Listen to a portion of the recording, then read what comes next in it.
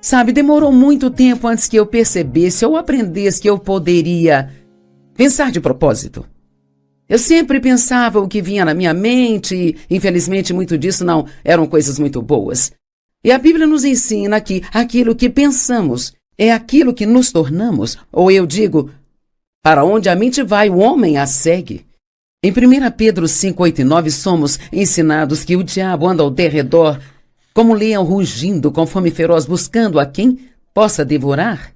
Não precisa ser você nem eu, mas precisamos saber como nos posicionar contra ele. A maneira como ele tenta nos enganar é mentindo para nós, colocando pensamentos em sua cabeça. E você tem que decidir se vai aceitá-los e meditar neles ou se você vai rejeitá-los imediatamente.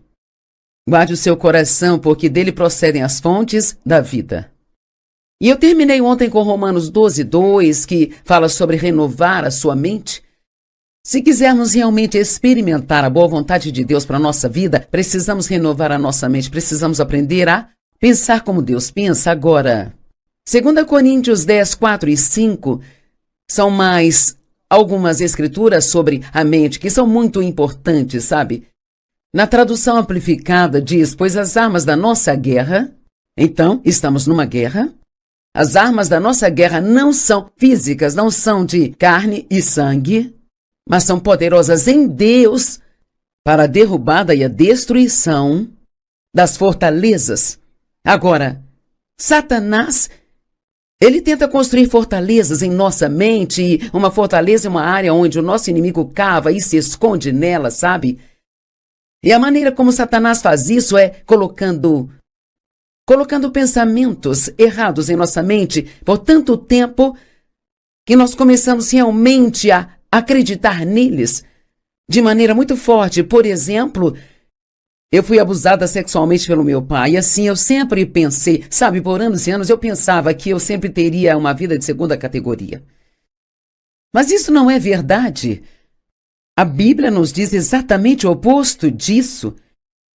Se alguém está em Cristo, nova criatura é, as coisas velhas já passaram e eis que tudo se fez novo. Talvez o inimigo esteja mentindo, lhe dizendo que por causa de alguns erros que você cometeu, você nunca será capaz de ter uma vida boa, que Deus nunca vai te perdoar, que Ele está com raiva de você, sabe? E você não saberá a diferença se você não conhecer a palavra de Deus. É incrível como conseguimos acreditar em tantas coisas que não são verdade. E se não tivermos a verdade para comparar com elas, então a guerra que estamos lutando é uma guerra espiritual, não é uma guerra que lutamos com armas e bombas, mas é uma guerra espiritual. E assim nós temos as armas. E uma das principais armas que nós temos é a palavra de Deus, que na Bíblia é chamada de a espada de dois gumes. Eu gosto de usar a analogia de que, já que é uma espada de dois gumes, quando você usa a palavra, de um lado você derrota o inimigo e do outro lado você abre as janelas do céu e as bênçãos começam a cair sobre você. E outra coisa que realmente acredito ser uma arma é você andar em amor. Esta é realmente a coisa mais importante que temos para aprender a fazer na Bíblia. Perguntaram a Jesus qual era o mandamento mais importante. Ele disse, amarás o Senhor teu Deus de todo o teu coração, alma, mente e força, e amarás o teu próximo como tu amas a ti mesmo. E assim podemos derrotar o inimigo, mas não se estivermos cheios de ódio, amargura ou falta de perdão. Um dos maiores problemas que temos hoje é que muitas pessoas estão com raiva. Seria interessante saber, de todos que estão assistindo ao programa hoje, quantos estão bravos com alguém? E justificamos nossa raiva dizendo, mas você não sabe o que eles fizeram comigo, eles erraram comigo e nem sequer pediram desculpas. Quando perdoamos alguém, na verdade não estamos fazendo por eles, mas por nós. Porque ficar bravo com seu inimigo é como tomar o veneno e esperar que ele morra, mas você é o único que acaba sendo afetado por isso. E assim, nós temos armas, e a Bíblia diz que elas são poderosas em Deus para a derrubada e a destruição das fortalezas. Eu tinha muitas fortalezas na minha mente quando comecei meu relacionamento com Deus. Sabe, levou muitos anos para que todas essas fortalezas fossem derrubadas, porque você não aprende a palavra de Deus da noite para o dia, leva tempo e é preciso comprometimento.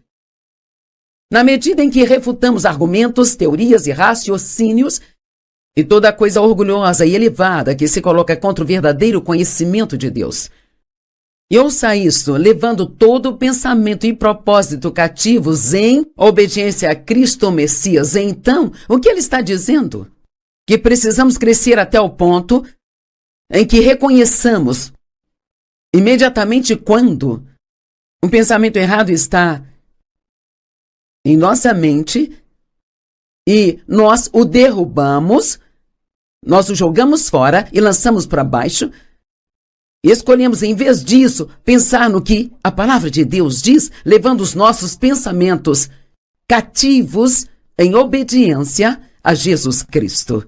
Tiago 4,7 nos diz que podemos derrotar o inimigo, mas ele diz: submeta-se a Deus, resista ao diabo e ele vai fugir. Seus pensamentos são uma das coisas mais importantes com as quais precisa lidar. Os meus são do mesmo jeito, é o mesmo para todo mundo, porque a forma como pensamos acaba sendo o que falamos, afetando a forma como nos sentimos e acaba também afetando as nossas ações.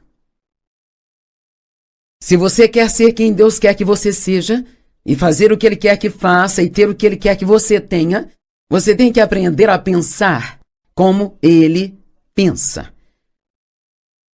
E como Deus pensa? Você só precisa aprender da Bíblia e descobrirá como Deus pensa. Ele nunca pensa em nada negativo. Ele sempre acredita no melhor. Deus provavelmente pensa mais em você do que você pensa em si mesmo. Talvez você tenha muitos pensamentos ruins sobre si e Deus nunca pensa mal de você, sempre tem esperança para você, sempre acredita que você pode mudar se Ele trabalhar em você. Deus quer que acreditemos no melhor das pessoas, mas muitas vezes nós vamos para o lado negativo e ficamos desconfiados. Em vez de desconfiar, precisamos aprender a confiar. Marcos 4, 23 e 24 diz assim: se alguém tem ouvidos para ouvir, que ouça e entenda e compreenda. Então ele lhes disse: tenham cuidado com o que ouvem.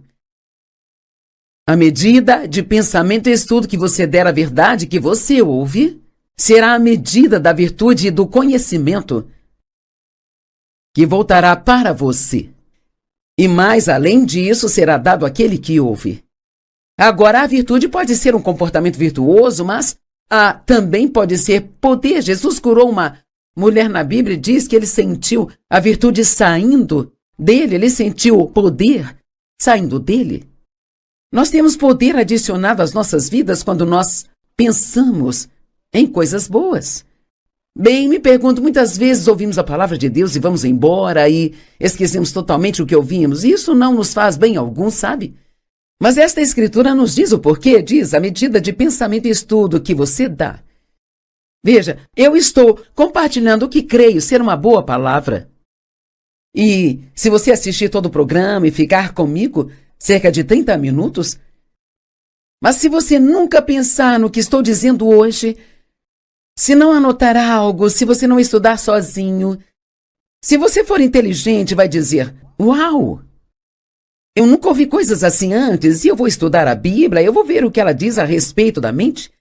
É tão fácil hoje estudar a Bíblia. Cara, quando eu comecei a estudar a Bíblia, isto era uma tarefa muito, muito difícil. Você tinha que procurar tudo sozinho. Hoje, se você tem internet e quer saber o que a Bíblia diz sobre a mente, basta ir ao campo de pesquisa e dizer: mostre-me as escrituras na Bíblia a respeito da mente. Mostre-me escrituras na Bíblia sobre pensamentos. E quando você faz isso, bum, ele dá uma lista enorme de escrituras e até imprime para você. Às vezes acho que é tão fácil hoje que talvez isso não seja bom para nós, porque quando eu tinha que fazer toda aquela pesquisa, então isso ajudava a entranhar aquilo em mim, sabe? Mas eu uso estas ferramentas hoje porque realmente facilita o estudo. E assim, então, realmente não há desculpa para você não gastar algum tempo estudando as coisas que você ouve na igreja ou as coisas que você ouve na TV, especialmente Se você tiver uma convicção, isso é algo que eu realmente preciso. Então, se você tem um monte de pensamentos fedorentos na vida, não ouça apenas o que eu tenho a dizer aqui hoje, mas deixe que isto te deixe faminto por mais do que a palavra de Deus diz a respeito da mente. Tenha cuidado com o que está ouvindo. A medida de pensamento e estudo que você dá à verdade que ouve será a medida de virtude e conhecimento que voltará para você. Efésios 4, 22 ao 24. O 23 é, na verdade, uma escritura ponte que leva você do 22 ao 24. Então, eu vou ler o verso 22 primeiro e depois o 24. Então, eu vou mostrar o verso 23. O verso 22 diz: Dispa-se da velha natureza, do velho eu não renovado que caracterizava seu modo de vida anterior e se corrompeu por meio das concupiscências e desejos que brotam da ilusão, o qual é engano ou mentira. E o 24 diz: Vista-se da nova natureza, do eu regenerado, criado à imagem de Deus em verdadeira justiça e santidade. E o 22 diz: Dispa-se da velha natureza. O 24 diz: Vista-se da nova natureza. E nós podemos pensar: como eu faço isso? Eu não sei como fazê-lo. Bem, o verso 23 nos diz: E seja constantemente renovado no espírito de sua mente, tendo uma nova atitude mental e espiritual. Quer saber? Acho que todos nós poderíamos fazer um ajuste de atitude todos os dias. Não sei sobre você, mas eu tenho que falar comigo mesma. Eu tenho que ter pequenas reuniões comigo mesma e dizer a mim mesma: você é feliz, você é abençoada, tem muito a agradecer a Deus. Coloque um sorriso no seu rosto. Saia e seja boa para as pessoas, não seja ranzinza. Ame a sua família. Sabe, você não faz as coisas certas acidentalmente, você tem que fazer isso de propósito. Dispa-se do velho homem, vista-se do novo homem, sendo constantemente renovado em seu pensamento e em sua atitude. Me pergunto se tem alguém assistindo que precisa de uma nova atitude. Sabe, dizem que sua atitude determina sua altitude. Em outras palavras, se você tem uma boa atitude, pode ir muito longe na vida, mas se você tem uma atitude ruim, você não vai muito longe. Eu sempre digo, eu prefiro trabalhar com alguém que tem uma boa atitude, mas que talvez não seja tão qualificado do que com alguém com muitas qualificações e uma atitude ruim. Pessoas com uma boa atitude são as que são promovidas. Pessoas com atitudes ruins, por mais inteligentes que sejam, não necessariamente são promovidas. Colossenses 3, versos 1 e 2. Na Nova Versão Internacional está dizendo: Portanto, se já ressuscitastes com Cristo, fixai o coração nas coisas que estão no alto, ou fixem a mente nas coisas que estão no alto, onde Cristo está sentado à direita de Deus. Colocai suas mentes nas coisas que estão lá do alto. Agora, isto não significa andar o dia inteiro só pensando no céu, sabe? Mas significa pensar da maneira que Deus pensaria. Você pode definir sua mente sobre as coisas com antecedência. Você pode definir sua mente de manhã, de que não importa o que aconteça no dia, você manterá uma boa atitude. Eu perguntei ao meu marido uma vez, ele gosta bastante de golfe e ele não gosta. Ele realmente gosta. Este é o seu principal entretenimento. Ele joga golfe desde que nós nos casamos, isso já faz 55 anos. E quando não está jogando, ele gosta de sair e bater nas bolas de golfe. E eu perguntei para ele um dia: você já pensou sobre se chegar um tempo em que você não possa mais jogar golfe, como isso vai afetar você? Ele disse: já pensei nisso, já ajustei minha mente que vou ter uma boa vida independente disso. E eu achei isso tão incrível. Ele já definiu em sua mente que se chegar a hora quando não puder fazer aquilo que realmente gosta de fazer, ele vai ter uma vida feliz mesmo assim. Bem, todos precisamos definir nossas mentes. Eu já defini a minha mente que se chegar a hora em que eu não puder mais fazer o que faço, ensinar a palavra, ou estar no ministério por qualquer motivo que Eu ainda sou a Joyce Meyer. E Deus ainda me ama tanto quanto antes. Ele não me ama só porque eu prego e trabalho para Ele. Ele me ama porque eu sou filha dele. Mas há muitas pessoas que, quando não fazem mais o que faziam, elas sentem que perderam sua identidade, sabe?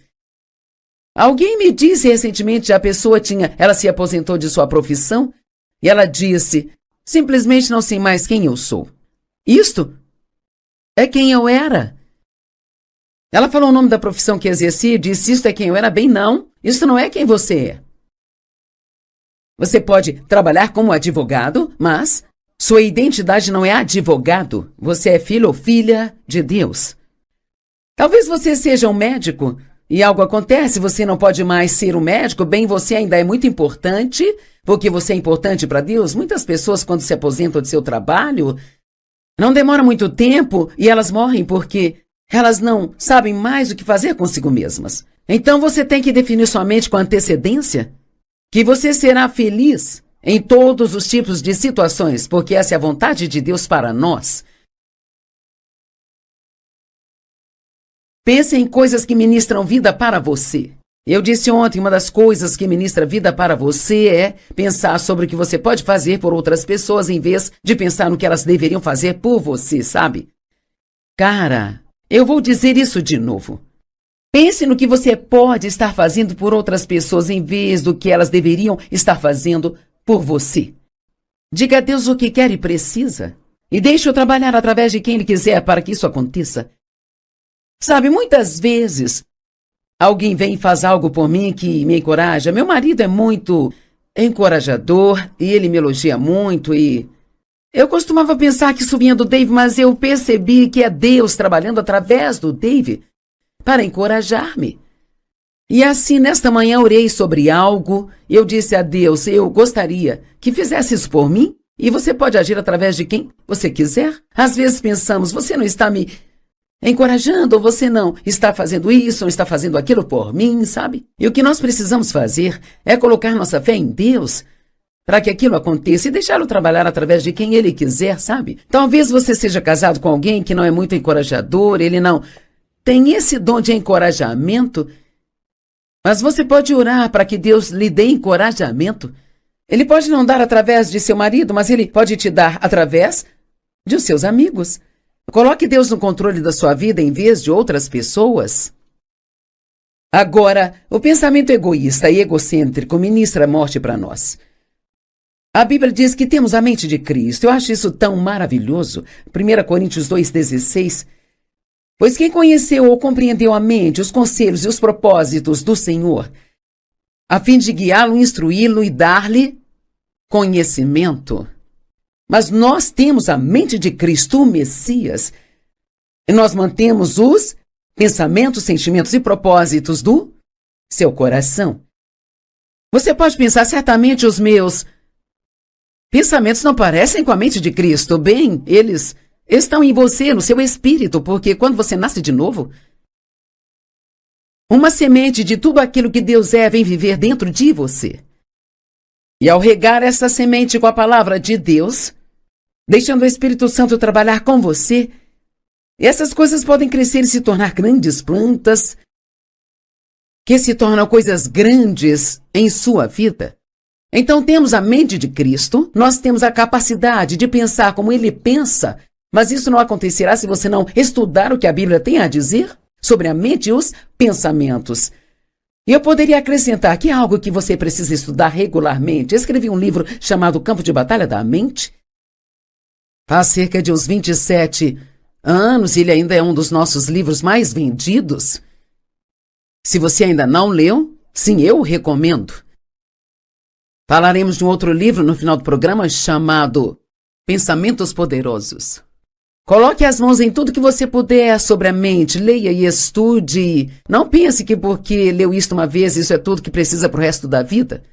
Tem algumas coisas que nós precisamos ouvir regularmente. Paulo disse, eu não me canso de ensinar a vocês as mesmas coisas repetidas vezes, porque falo isso para a sua proteção. Em outras palavras, precisamos, nunca ouviremos demais sobre a boca, sobre a mente, amar outras pessoas, ser obediente. Precisamos ser lembrados de certas coisas regularmente, sabe? Então nós temos a mente de Cristo.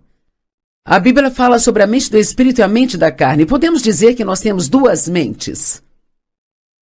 A mente do Espírito e a mente da carne. Romanos 8, 5-8 na Amplificada.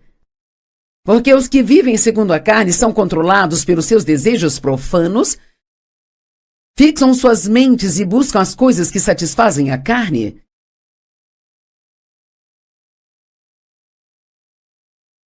Mas os que vivem de acordo com o Espírito e são controlados pelos desejos do Espírito, fixam suas mentes e buscam as coisas que satisfazem o Espírito. Isto nos diz claramente que o que quer que coloquemos em nossa mente é isso que buscaremos na vida. Sabe, você não vai se comportar de maneira santa se pensar em coisas carnais o tempo todo. Deixe Deus ser o centro da sua vida. Buscar primeiro o reino de Deus e a sua justiça, e todas as outras coisas te serão acrescentadas. Se você não nasceu de novo, não pense que vai receber a Cristo e continuar agarrado à bagunça que você tem na vida. Você o deixa assumir todas as áreas, convide-o a entrar em sua vida e assumir todas as áreas de sua vida. Não mantenha nenhum quarto fechado para ele, deixe-o entrar em todos os cômodos do seu coração. Deixe-o renovar sua vida de todas as maneiras. Agora, a mente da carne, eu amo isso, é o sentido e a razão sem o Espírito Santo. Cara, isso pode nos colocar em muitos problemas, não é? Viver de acordo com seu próprio raciocínio e seu próprio pensamento carnal, não deixando que o Espírito Santo tenha parte nisso. Isso é morte. Morte que compreende todas as misérias decorrentes do pecado. Não significa que você vai cair morto se tiver pensamentos errados, mas esses pensamentos errados ministram a morte para você. Eles roubam sua alegria, te deixam infeliz, fazem com que você haja mal com outras pessoas. Mas a mente do Espírito Santo, que está em você, é a vida e a paz da alma, tanto agora quanto para sempre. Veja, é assim que acontece. Você está, talvez, tendo um dia em que fica tendo pensamentos ruins? E deixe-me apenas te encorajar. Sabe, às vezes, se você está cansado, então este é um ótimo momento para o inimigo te atacar. Ele virá quando você estiver cansado, porque sua guarda fica um pouco baixa. Ou se você estiver doente, você estará um pouco mais inclinado a pensar coisas ruins. Bem, sabe, Deus não me ama. Ou talvez você tenha esperado muito tempo para que suas orações fossem respondidas. E você vê seus amigos tendo as orações respondidas, mas parece que nada acontece com você. E você é tentado a pensar, bem, Deus não ouve as minhas orações. No minuto que você se pegar, e o Espírito Santo realmente te lembrará, ele trará à sua memória. No minuto em que se pegar pensando com a mente da carne, você diz não, você derruba esse pensamento e pensa o que sabe que Deus gostaria que você pensasse naquela situação. Nunca deixe o diabo lhe dizer Deus não te ama, porque ele nunca deixará de te amar nem por um momento em sua vida, sabe? Jesus morreu por nós quando ainda estávamos em pecado, e é assim que ele nos ama. Ele não espera até que façamos as coisas certas para nos amar. Ele nos ama mesmo antes de acertarmos, sabe? E é o amor dele que nos leva a querer fazer o que é certo.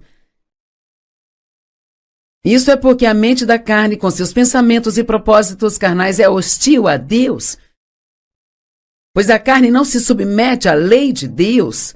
Na verdade, ela não consegue. Eu gosto disso. Se você fica pensando com a mente da carne o tempo todo, não tem como ser obediente a Deus, sabe? Você não consegue, porque seus pensamentos são precursores das suas ações. Se quiser ser obediente a Deus, você tem que pensar naquilo que a palavra de Deus diz, e ela lhe dá o poder. Você pede ajuda ao Espírito Santo e ele te dá o poder de fazer a coisa certa. Assim, então, aqueles que estão vivendo a vida da carne, satisfazendo aos apetites e impulsos de sua natureza carnal, não podem agradar ou satisfazer a Deus ou serem aceitáveis a Ele. E veja, isso não é porque Deus não ama você, porque você pensa em coisas erradas, mas Não é aceitável a Deus porque você não consegue viver a vida pela qual Ele enviou Jesus para morrer, para te dar. Ele quer que você tenha o melhor de tudo aquilo que Ele tem.